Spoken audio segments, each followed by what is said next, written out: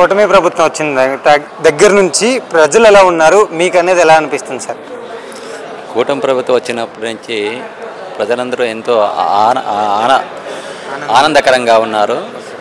అదేవిధంగా మేము అనంతపురం జిల్లా అర్బన్ నుంచి వచ్చాము. ఇక్కడ మా బ్రాహ్మణ కార్పొరేషన్కి దాదాపు 200 కోట్లు మనకి రిలీజ్ చేయడం వల్ల మా బ్రాహ్మణులందరూ చంద్రబాబు నాయుడికి కృతజ్ఞత అయి ఉన్నారు. అదేవిధంగా ఇదివరకు బ్రాహ్మణ కార్పొరేషన్లో బ్రాహ్మణుల కోసం అనేక విధాలుగా మనకి సబ్సిడీ లోన్లు అనేది, తర్వాత సబ్సిడీ లోన్లు కానీ, విదేశ విద్య కానీ అనేక విధాలుగా మనకు ఉపయోగపడుతూ ఉండేది. కానీ వైఎస్ఆర్ ప్రభుత్వం వచ్చినప్పుడు ఇవన్నీ నిర్విఘ్నం అయిపోయినాయి. మరలా ఈ చంద్రబాబు నాయుడు గారు విజయం సాధించినప్పటి నుంచి బ్రాహ్మణులకు ఎంతో విధంగా చేదోడు వాడుగా ఉంటూ మరలా ఈ కార్పొరేషన్ లోన్లన్నీ ఇవి ఉన్నాయి కదా, మనకి లోన్లు ముందు పెట్టినటువంటి లోన్లన్నీ చాణిక్య స్కీమ్ అయితే ఏమి, మహిళలకు గ్రూప్ లోన్లు అయితే ఏమి, ఇవన్నీ మళ్ళా అదేవిధంగా నిర్వీర్యంగా విజయవంతం చేయాలని కోరడమైనది. సార్, చంద్రబాబు నాయుడు గారు వచ్చిన దగ్గర నుంచి పథకాల గురించి ఏం చెప్పట్లేదు, ప్రజలకు మోసం చేసే పథకాలు పెట్టాడు అని చెప్పి జగన్మోహన్ రెడ్డి గారు చెప్తున్నారు.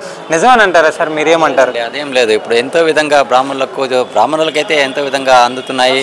గ్రూప్ లోన్లు అయితే ఏమి, సబ్సిడీ లోన్లు కూడా ఈ విధంగా అదేవిధంగా మనకి ఏ విధమైన ఇబ్బంది లేకుండా అందరికీ న్యాయం చేస్తున్నారని తెలియజేస్తున్నాను. సార్, అంటే తెలుగుదేశం ప్రభుత్వం వచ్చిన దగ్గర నుంచి ప్రజల పట్ల ఉన్నారు సార్, అంటే అధికారులు కానివ్వండి, అలానే చంద్రబాబు నాయుడు గారు ఈరోజు చూసుకుంటే పేద ప్రజల ఇంటికి కూడా నేరుగా వెళ్తున్నారు. ఎలా అనిపిస్తుంది సార్ మీకు ఇవన్నీ చూస్తే? సంతోషంగా ఉందండి. ఇది స్వయంగా పెన్షన్ విధంలో కూడా ముఖ్యమంత్రి వారే వెళ్ళి ఇవ్వడం చాలా సంతోషకరమైందని తెలియజేస్తున్నారు. సార్, 5 సంవత్సరాల్లో జగన్మోహన్ రెడ్డి గారు బయటకు రాని వ్యక్తి మరి ఈరోజు నేను బయటకు వస్తున్నాను, ప్రజల కోసం నేను పోరాడుతున్నాను అని చెప్పేసి సంక్రాంతి నుంచి నేను బయటకు వస్తాను అంటున్నారు.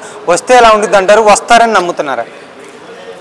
అది గత 5 ఏళ్ల నుంచి చేయని ప్రభుత్వం ఇప్పుడు చేస్తుందని ఎవరికి నమ్మకాలు అయితే లేవు. అది అంతే సార్.